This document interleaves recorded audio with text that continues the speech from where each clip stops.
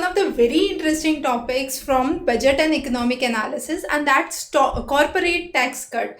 Now, corporate tax cut, if we understand conventionally, if the tax rates on corporates are reduced, ultimately corporates would be having some extra profit margins, and that would go for employment opportunity. So the idea to bring in corporate tax cut was to increase job opportunities in India. However, on ground, the reality had been a little different. Now, this is an important case study that you can have in your answer writing with economics. So let's understand what have been the reasons responsible for it. Now, first of all, the very foremost thing that we would understand is that the surplus which is generated by the corporate, it technically is invested into manufacturing. Now, when the surplus is being invested into manufacturing, that means there would be new machineries, new tools, new training coming in, and possibly there would be new employment opportunities. But the recent scenario has shown a poor consumption demand.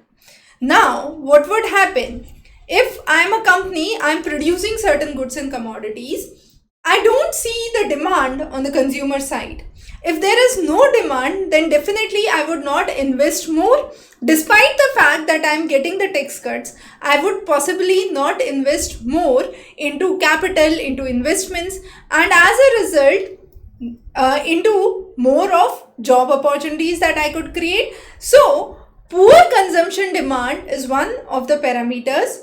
However, when the consumer confidence surveys were released, they were highly optimistic. But the consumer expenditure figures that have come up are not that optimistic as the survey that was released. So that's one reason. The second reason we would highlight is startups.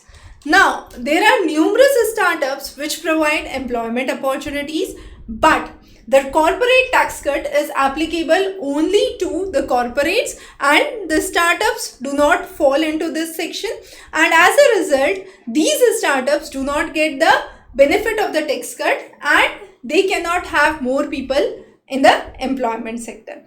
The next important thing is lot of people are pushing out of agriculture because there is a declining income.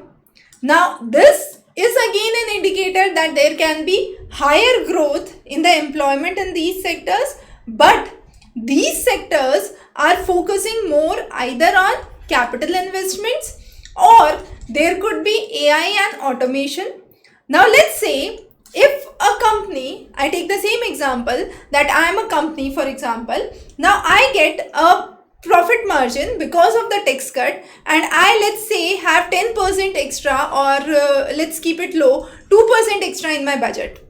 Now that 2% that I have extra, I can get a machine for it, I can invest it into AI, into automation, and if I'm doing that, that means I'm not giving job opportunities.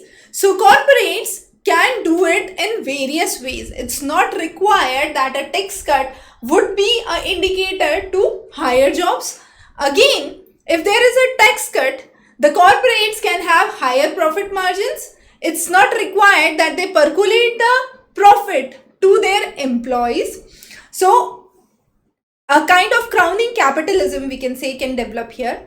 The next important thing is, even if I have to hire, in scenario that there is a poor consumption demand, what would happen?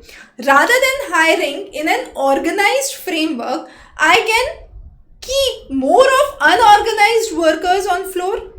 That can again be responsible for reduction in the employment figures, because employment figures would consider the organized jobs, but these unorganized workers, or I can say daily laborers who are brought into the job, would not be counted as increasing the figures of employment. So that is another way where the money can be spent. Also, as I said, we need to focus on few important things. Now, just bringing a quick summary of it. First is the profit versus investments. So there can be a chance that the corporates entail the profits for themselves, do not percolate it to the employee system.